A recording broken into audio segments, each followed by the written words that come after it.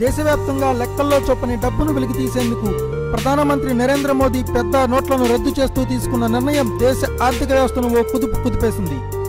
అయితే నల్ల డబ్బును రూపుమాపేందుకు అమలు చేసిన పెద్ద నోట్ల రద్దు ఆశించిన ఫలితాలు ఇవ్వకపోవడంతో కేంద్ర ప్రభుత్వం వీటిని రద్దు చేస్తూ తిరిగి వీటి స్థానంలో 1000 రూపాయల నోట్లను మళ్లీ ప్రవేశపెడుతుందంటూ వార్తలు వస్తున్న సంగతి తెలిసిందే. అయితే ఈ క్రమంలోనే కొద్ది రోజులుగా 2000 రూపాయల నోటు రద్దవుతుందంటూ వార్తలు వస్తున్నాయి. ఇందుకు డేట్ కూడా ఫిక్స్ అయినట్లు తెలుస్తుంది. ఈ ఏడాది మార్చి 31 లోపు కొత్త 2000 నోటును రద్దు చేసే అవకాశాలున్నాయని అఖిల భారత స్టేట్ బ్యాంక్ అధికారుల సంఘం అధ్యక్షుడు థామస్ ఫ్రాంకో పేర్కొన్నారు. తిరుచిలో బుధవారం ఓ కార్యక్రమంలో పాల్గొన్న థామస్ విలేకరులతో మాట్లాడుతూ ఈ అంశంపై స్పందించారు.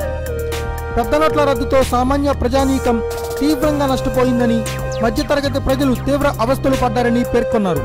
పెద్ద నోట్ల రద్దుపై నల్ల కుబేరులకు కార్పొరేట్ సంస్థలకు ముందుగానే ఒప్పందించిందని, దాంతో నల్లధనం పెద్దగా బయటకు రాలేదని అన్నారు. రిజర్వ్ బ్యాంకును కేంద్రం నిర్వీర్యం చేసిందని ఆయన ఆరోపించారు. Thanks for watching. Please subscribe our channel.